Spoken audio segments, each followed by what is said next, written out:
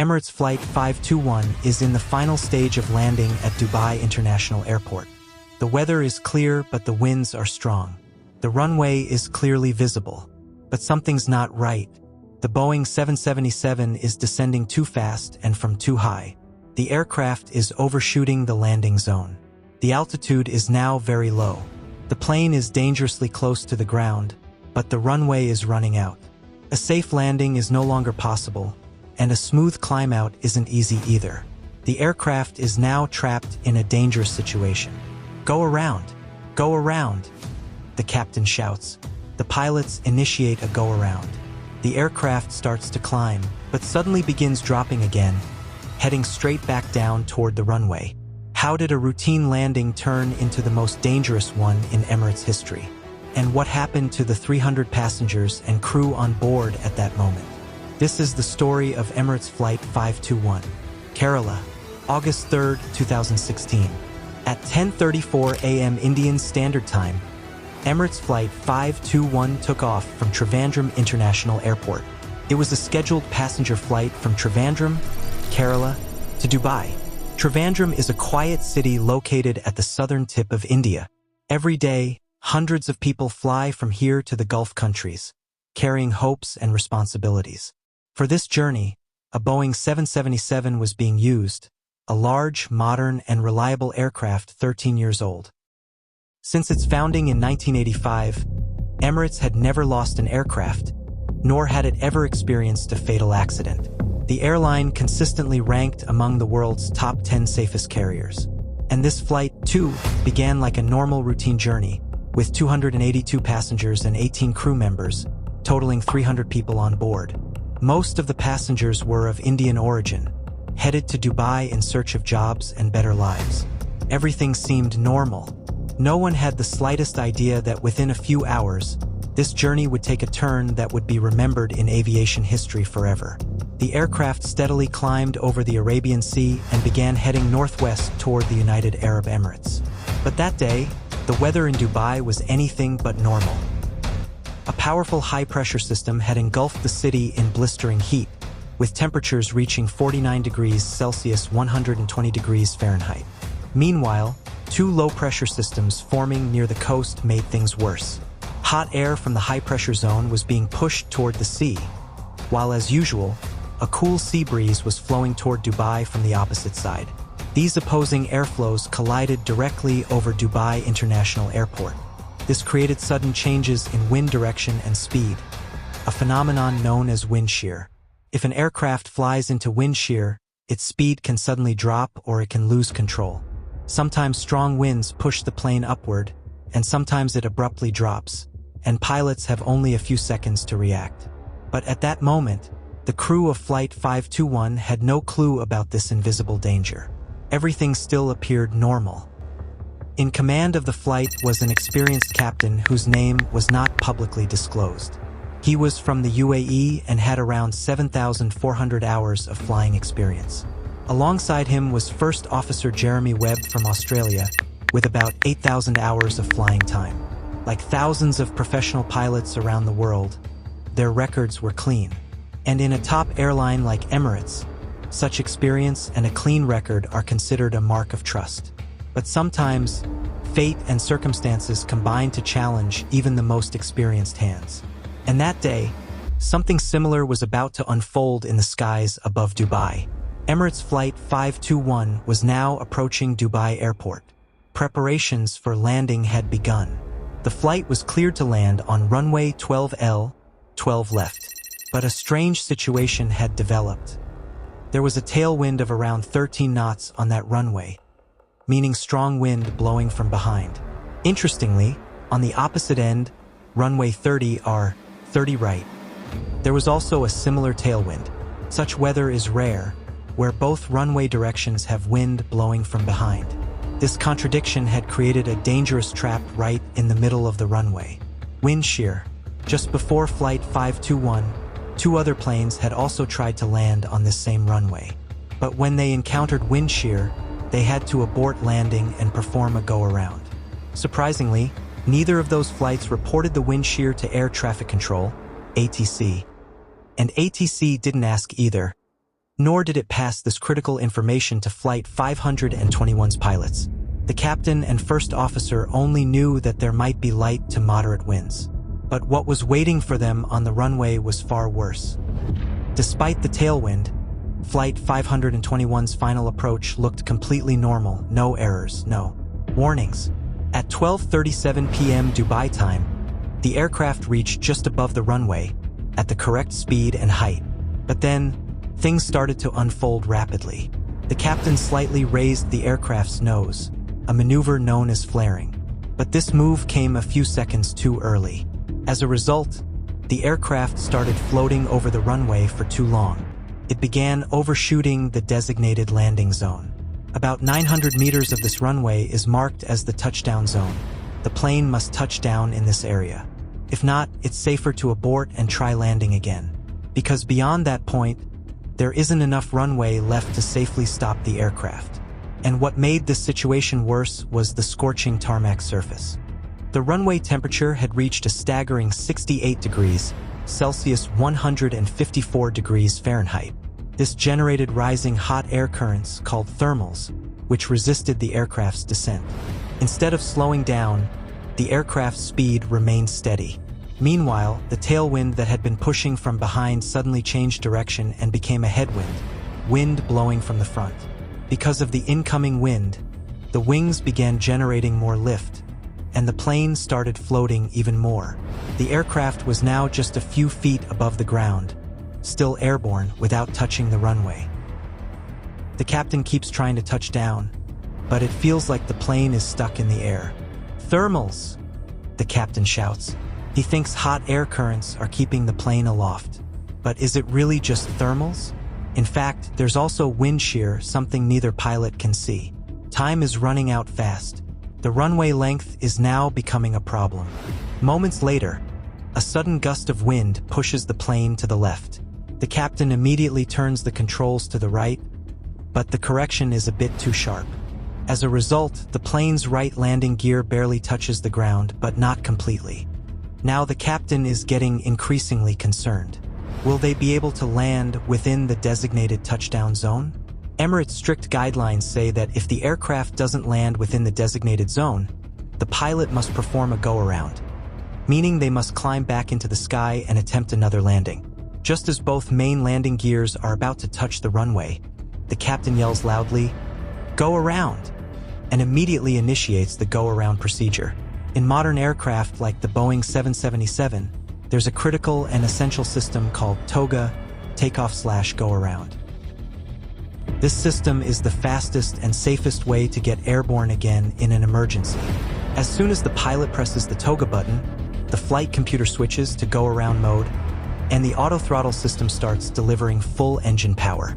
Auto-throttle is a system that automatically adjusts engine thrust and speed, so the pilot doesn't have to do it manually every second. It adjusts on its own, based on air, altitude, and need. But there's a dangerous catch to this technology. If the plane has already touched the ground, the TOGA switch becomes inactive. This is designed to prevent the aircraft from trying to take off again if the button is accidentally pressed while the plane is rolling on the runway, which could cause it to veer off. So, the moment weight is detected on the wheels, the TOGA button stops working. The auto-throttle system is still active. So while the captain of Flight 521 decided to go around, the real trouble had just begun. The plane had already slightly touched the ground, but the captain wasn't aware of it. He thought the plane was still airborne. He pressed the TOGA button, not realizing it had been deactivated. The button was pressed, but the engine thrust didn't increase because the auto-throttle was still in landing mode. The engines remained at idle power. The pilots thought they were in go-around mode, but the engines were still producing low landing speed thrust. As the captain pulled the nose up, everything initially seemed normal. The first officer called out positive climb, meaning the plane was ascending. The captain immediately retracted the landing gear. But during this, both pilots overlooked a crucial detail. The flight computer hadn't yet updated its mode, and the aircraft speed was rapidly dropping. The air traffic controller thought Flight 521 was performing a missed approach and instructed them to climb directly to 4,000 feet. The first officer responded, "Copy," But the rate of climb was now slowing and the speed kept dropping. The engines didn't have enough power to keep the plane in the air. Flight 521 could only climb to 85 feet, then began to descend. Suddenly, a warning blared in the cockpit. "Don't sink! Don't sink!" Only then did the captain realize they might be caught in a wind shear. He manually applied full thrust, just like they're trained to do in such conditions. The engines hadn't yet spooled up to full power when the Boeing 777 slammed into the ground with full force. Landing gear now retracted. The impact was so violent that loose items in the cabin flew everywhere. Inside, 300 passengers and crew were shaken badly. Everyone clung to their seats, praying for their lives. The massive jet was now sliding down the runway on its belly and engines. For nearly 800 meters, it left behind a bright trail of sparks.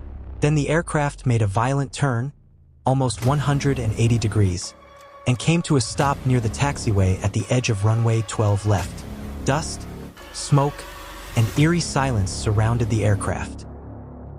No one knew what was coming next.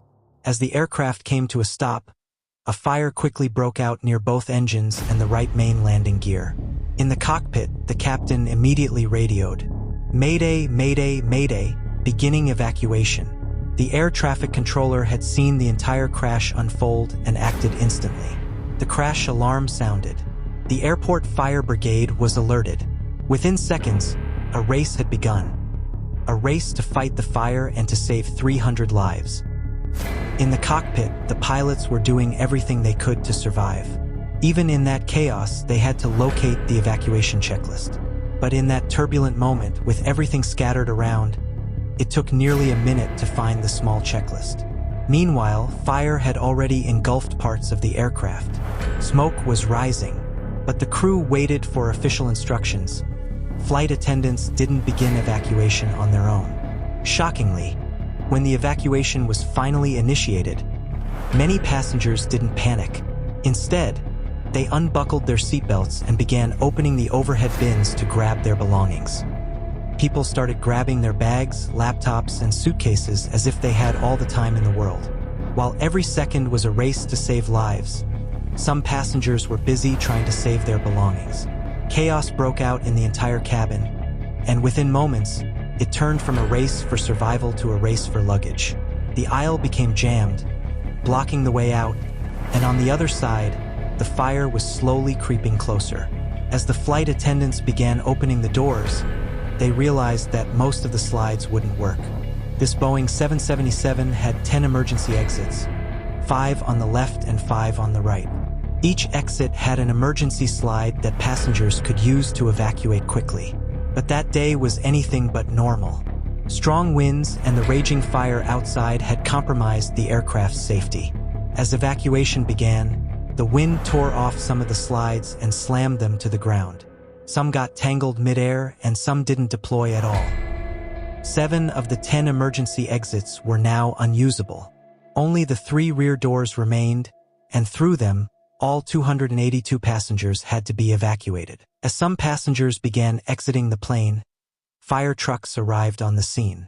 But their first major mistake was stopping right in front of the emergency exits, becoming yet another obstacle for the fleeing passengers. Every fire truck started spraying water wherever they saw flames, with no coordination or plan. They focused mostly on the engine fire, but the most dangerous fire, hidden in the landing gear bay, was largely ignored. The fire continued to spread. Panic intensified, and one question echoed everywhere. Who will survive? Who won't? As the emergency slides were ripped away one by the wind, firefighters rushed in to help. They managed to stabilize a few slides, allowing some passengers to escape. But soon, another slide got stuck to the fuselage, rendering all the doors on the left side of the plane useless. Inside, the scene looked like a nightmare. Terrified passengers, holding large bags, were pushing and shoving each other trying to jump down the slides, and among them were 67 small children. Keeping track of each child and ensuring their safety was becoming impossible. In this chaos, one family got separated from their 7-year-old daughter. While searching for her, they started pushing back against the crowd, further delaying the evacuation. The flight attendants now faced a heartbreaking decision. They told the family, "You must evacuate now. We will find your daughter." No one knew whether the girl would survive. But time was running out and the fire was getting closer. Nearly 7 minutes had passed. An unusually long time for any emergency evacuation. And then, finally, the last passenger slid down and exited the aircraft. About 25 seconds later, the flight attendants stationed at the rear also exited. But 3 people still remained inside the aircraft, the lead flight attendant and both pilots. The reason? A missing 7-year-old girl, separated from her family, and nowhere in sight. Without hesitation, the 3 donned their breathing protective gear and attempted to re-enter the smoke-filled cabin. But the fire had grown so intense that they were immediately forced to retreat. What they didn't know was that the girl had already exited safely through another door and had reunited with her parents on the runway. But those 3 were still inside, surrounded by darkness, smoke, and fire. Suddenly, a massive fireball ripped through the cabin and launched a 15-meter-long piece of the aircraft's right wing into the air. The burning sheet of metal twisted and spun as it fell, and below, some passengers and firefighters were still running for their lives. But not everyone could escape. That piece of metal landed directly on a firefighter, killing him instantly. At that time, the lead flight attendant and both pilots were still inside the aircraft. The blast had slammed them to the ground. Summoning every ounce of strength, they got back on their feet, realizing that searching for anyone else in the cabin was now impossible. They finally jumped out through the exit door. In the end, 4 flight attendants were seriously injured, and 21 passengers sustained minor injuries. Most passengers, however, survived safely, but the fire brigade suffered greatly. 1 firefighter was killed in the explosion, and 8 others were seriously injured. But the biggest question remains: how did this accident happen in the first place?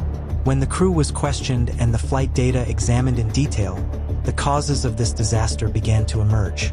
The first factor was the weather. If the pilots had realized that the failed touchdown was due to wind shear, they might have opted for a wind shear escape maneuver instead of a standard go-around. In that specific maneuver, full manual power must be applied instead of relying on the takeoff/go-around switch. Had they done this, the flight might have ended in a safe landing instead of turning into a burning wreck. The second reason, the toga switch failed.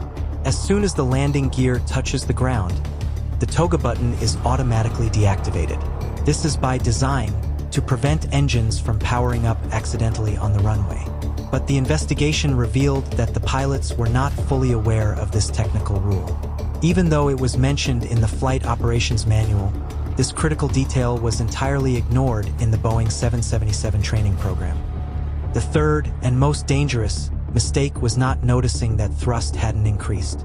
According to standard procedures, it is the first officer's responsibility to confirm whether engine power is increasing during a go-around.